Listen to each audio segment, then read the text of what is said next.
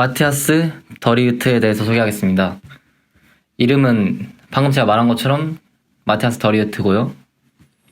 아약스의 주장이자 이번 이적 시장에서 유벤투스 이적이 확정된 선수입니다. 그리고 국적은 네덜란드고, 네덜란드는 이번 네이션스 리그 준우승 아주 혁혁한 공을 세웠죠, 더리우트가. 그쵸. 그리고 소속 클럽은 전 소속팀의 아약스.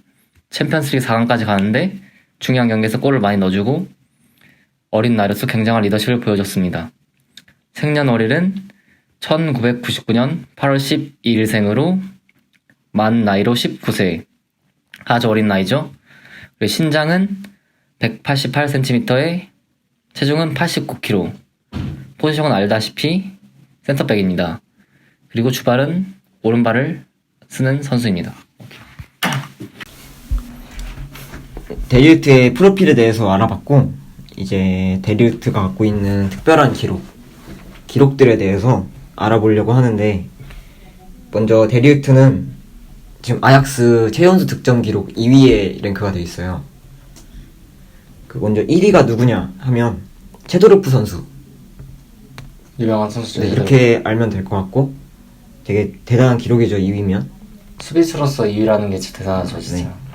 공격수 포지션도 아닌데. 그리고 2017년 1월에 아약스 리저브 팀 용 아약스라는 팀이 있어요. 리저브 팀인데 거기서 주장완장을 찾는데 이게 네덜란드 전체 최연소 주장 기록. 네덜란드 전체 리그 1군, 2군 다 통틀어서 최연소 기록을 갖고 있는 거거든요. 주장 기록. 2017년이면은 17살인데 진짜 대단하긴 하네요. 근데 정말 어린 나이에 리더십을 인정받았다는 얘기죠. 그쵸. 그리고 이제 지난 시즌 챔피언스 리그 거기에 참가했던 모든 팀 중에서 가장 어린 나이에 주장을 맡았어요.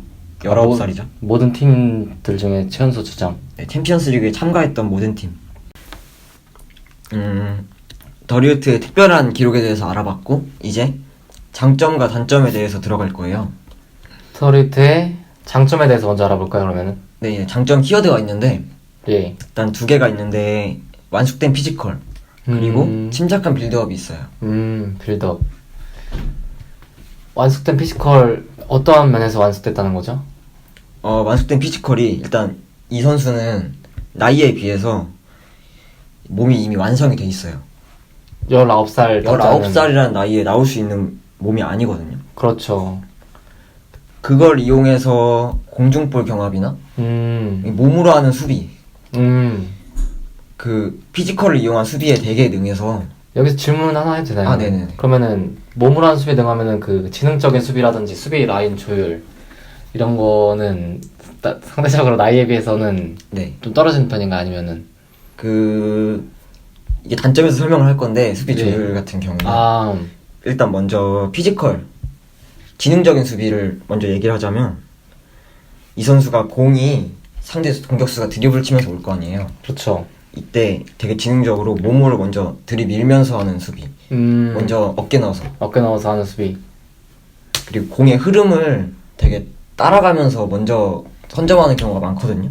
약간 커맨더적인 능력. 네, 약간 그렇게 읽어가면서 하는 수비 둘 다 능하다. 네, 그런 수비에 되게 능해요.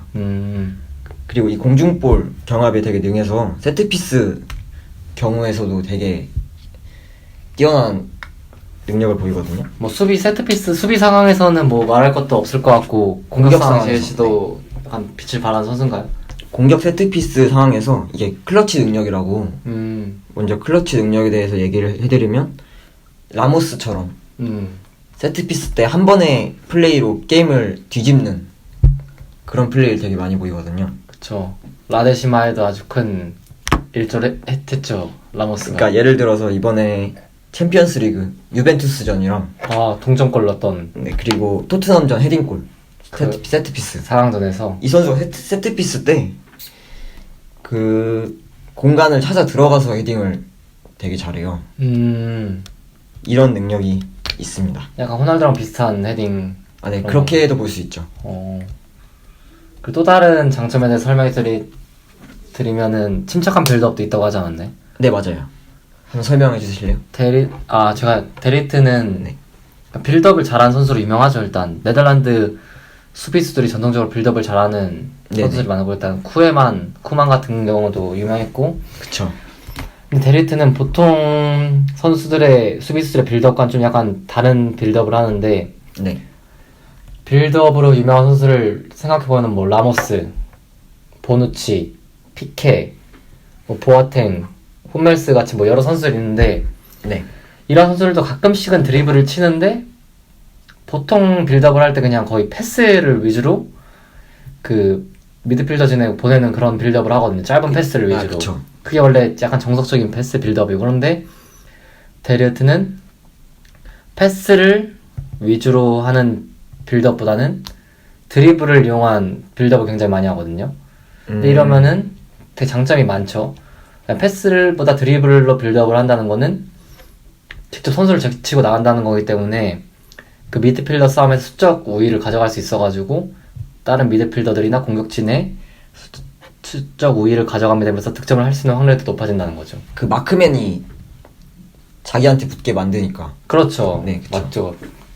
거기다가 데리트가 막 3-4명을 제칠 수 있는 드리블은 아니지만 한두 명은 제칠 수 있는 드리블을 가지고 있거든요. 이것도 정말 대단한 거죠. 수비수가. 근데 그렇게 되면 만약 끊겼을 때 리스크가 좀 크지 않나요? 그쵸. 끊겼을 리스크가 크죠, 일단. 왜냐면 최후방 수비수가 드리블로 끊겼다는 거는 거의 골로 실점을 할 수 있는 상황이 됐다는 거기 때문에 그게 단점이긴 하죠. 약간 그게 데리트 단점이긴 한데, 데리트가 챔피언스 리그에서는 근데 빌드업에 실수를 해가지고 드리블 실패해가지고 골을 먹힌 장면은 저는 본 적이 없는 것 같거든요. 저도 그렇게 많이 본 적은 없는 것 같습니다. 이제 단점 들어갈 건데, 단점도 키워드가 2개가 있어요. 일단 먼저 얘기하면 순발력, 그리고 집중력이 있는데, 순발력에 대해서 이야기를 해보자면, 일단 더리우트 자체가 느린 선수는 아니에요. 그 음바페 네이션스 리그에서 막은 거나 아니면 챔피언스 리그 지난 시즌 나브리 선수 속도를 따라잡아서 태클 해내는 장면, 그런 걸 보면은 속도가 빨라요, 느리다고는 빨라요. 할 수가 없는데, 엄청 빠른 선수죠? 이게 속도는 빠르지만 순간 속도, 순발력에서 되게 약점을 많이 보이거든요. 그렇죠. 키가 일단 크기 때문에 네. 그런 면에서는 일단 약점을 보일 수밖에 없긴 하죠, 사실. 물론 이게 장점에서 보여준 몸으로 밀고 들어오는 수비, 거기서 커버가 되긴 하는데, 예를 들어 스털링이나 마자르, 아자르, 그리고 메시. 이번에 토트넘전에서 모우라한테 많이 당했죠. 이런 것을 볼 때 순발력에서 많이 떨어지는 모습을 보여줬습니다. 그리고 다음 집중력 키워드 한번 살펴볼게요.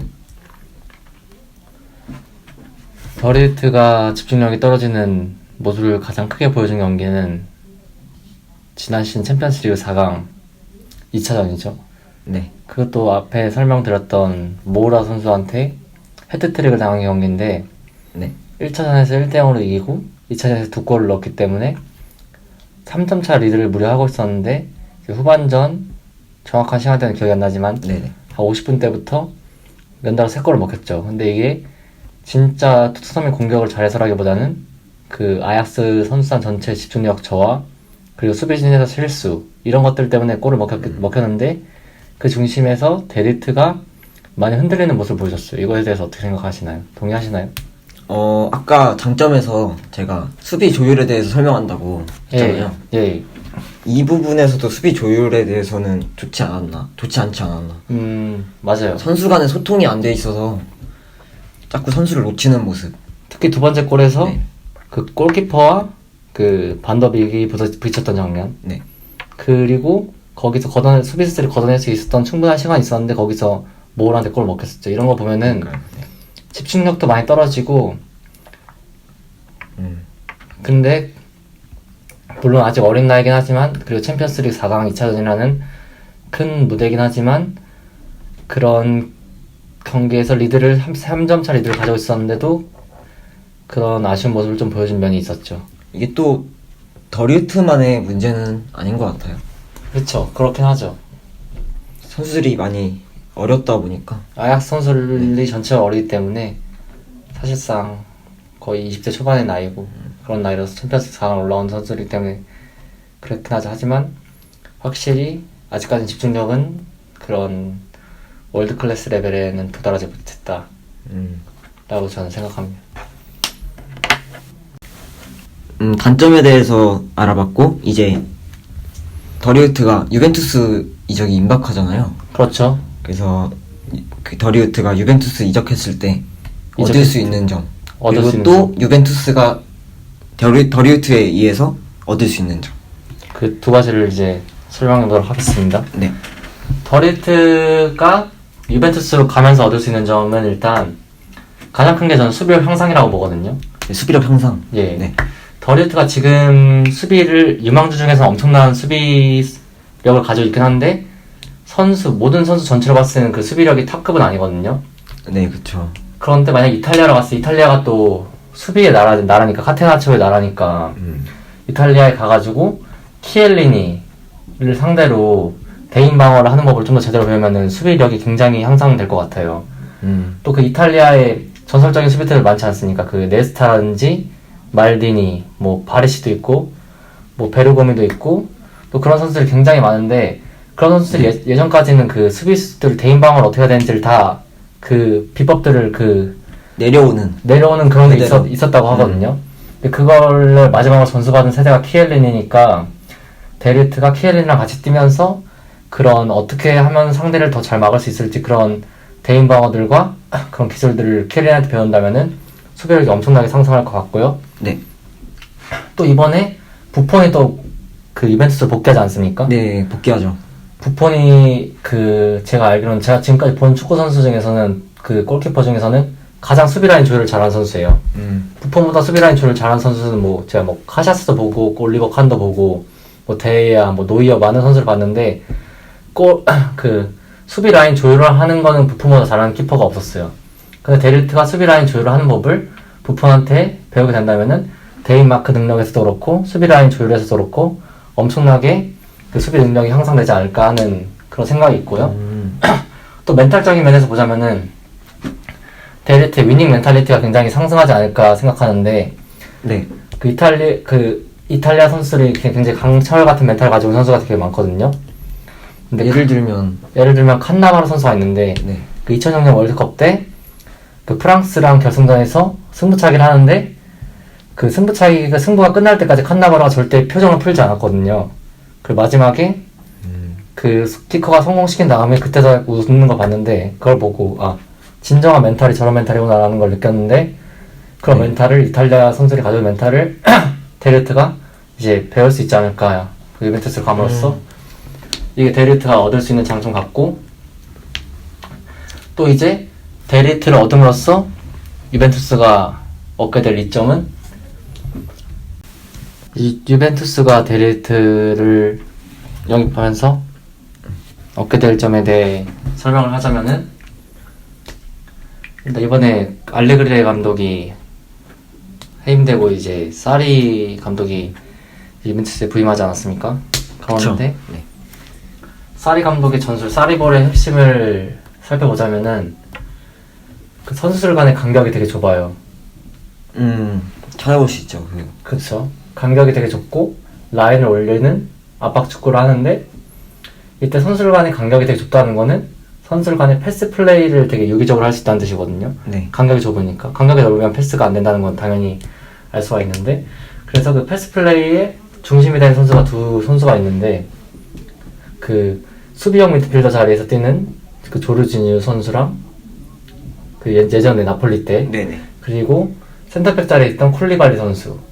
근데 이 역할을 해줄 선수 두 명이 제일 중요하거든요. 네. 사리볼의 핵심은 조르지뉴이긴 하지만 네.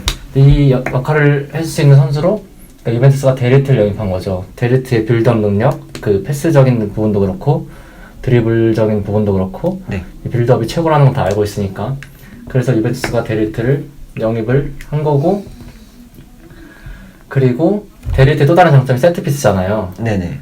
근데 사리 감독이 제가 알기로는 세트피스 전술이 무려 32가지가 된다고 하더라고요. 아, 진짜요? 예, 그러니까 32가지 세트피스를 정확하게 속달하기 전까지는 경기에 내보내지 않는다고. 그래서 이거 엄청나게 선수들이 힘들어하더라고요. 세트피스 선수 32가지라는 건 정말 엄청난 숫자거든요. 보다 굉장히 체계적이네요. 그쵸. 그러니까 예를 들어서 선수들이 움직이는 방향이라든지 뭐 아니면은 어떤 선수가 어떻게 헤딩을 하고 그런 것까지 다 정해놓는다는 거니까 32가지라는 건데, 유벤투스에 또 헤딩으로 유명한 선수가 있잖아요. 호날두. 네. 역대 최고 헤더죠, 호날두 선수는.